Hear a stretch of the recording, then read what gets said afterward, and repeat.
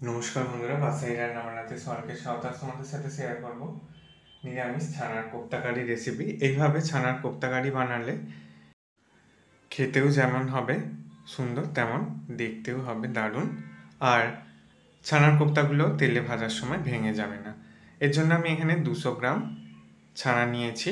ছানাটাকে ভালো করে 3-4 মিনিট মেখে নেওয়ার পর দিয়ে দিলাম 2 চামচ মতো ময়দা, দিয়ে দিচ্ছি গরম মশলা, অল্প একটু জিরে গুঁড়ো, গোলমরিচের গুঁড়ো, স্বাদ অনুযায়ী চিনি আর স্বাদ মতো লবণ দিয়ে দিচ্ছি। এরপর কুচানো কাজু আর কিশমিশটাকে দিয়ে দিলাম।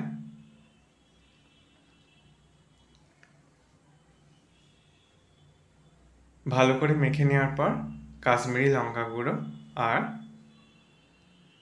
হলুদ গুঁড়োটা দিয়ে আবারও ভালো করে এটাকে মেখে নিচ্ছি। এর মধ্যে আমি ধনেপাতা আর কাঁচা লঙ্কা কুচিও অ্যাড করে দিয়েছিলাম। এরপর ছোট ছোট এইভাবে বলের আকারে তৈরি করে নিচ্ছি। তোমরা চাইলে যে কোনো শেপ দিয়ে এই কোপ্তাগুলোকে বানিয়ে নিতে পারবে। আমি এইভাবে গোল করে শেপ দিয়ে নিয়েছি। এবার ওভেনে কড়াই বসিয়ে তেল গরম করে নিয়ে কোপ্তাগুলোকে ভাজার জন্য দিয়ে দিচ্ছি। গ্যাসের ফ্লেম একদম লোতে রেখে এই ছানার কোপ্তাগুলোকে ভেজে নিতে হবে। খুব ডিপ করে ভাজবো না, তাহলে কোপ্তাগুলো শক্ত হয়ে যেতে পারে। তাই হালকা ভেজেই আমি তুলে নিচ্ছি। ছানার কোপ্তাগুলো ভাজা হয়ে গেছে। এদিকে একটা মিশ্রণ তৈরি করে নেব। তার জন্য বাটির মধ্যে কাশ্মীরি লঙ্কা গুঁড়ো আর হলুদ গুঁড়ো দিয়ে ভালো করে মিশিয়ে নেওয়ার পর তারপর এর মধ্যে আমি একটু গরম মশলা অ্যাড করে দিচ্ছি। তারপর আবারও ভালো করে এটাকে মিশিয়ে নিচ্ছি। এবার ওভেনে কড়াই বসিয়ে সরিষার তেল গরম করে নিয়ে তেলটা গরম হয়ে গেলে কালো জিরের আর কাঁচা লঙ্কার ফোড়ন দিয়ে এলাম। এরপর যে মিশ্রণটা রেডি করে রেখেছিলাম সেটাকে দিয়ে দিলাম। এরপর আমি টমেটো, কাজু বাদাম, কাঁচা লঙ্কার পেস্টটাকে দিয়ে দিলাম। 3-4 মিনিট এটাকে ভালো করে কষিয়ে নিতে হবে।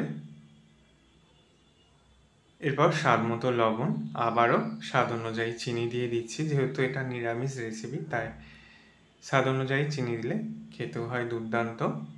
এবার জল অ্যাড করে দিয়ে ভেজে রাখা ছানার কোপ্তাগুলোকে দিয়ে 4 থেকে 5 মিনিট রান্না করে নিলেই তৈরি হয়ে যাবে দুর্দান্ত স্বাদের ছানার কোপ্তা কারি রেসিপি। শেষে একটু ঘি অ্যাড করে দিয়েছিলাম। তৈরি হয়ে গেছে দুর্দান্ত স্বাদের নিরামিষ ছানার কোপ্তা কারি রেসিপি। আশা করি রেসিপিটা তোমাদের ভালো লাগবে। ভালো লাগলে বন্ধুদের মধ্যে অনেক শেয়ার করো। লাইক কমেন্ট করতে ভুলো না। সকলে সাবধানে সুস্থ থেকো। ধন্যবাদ।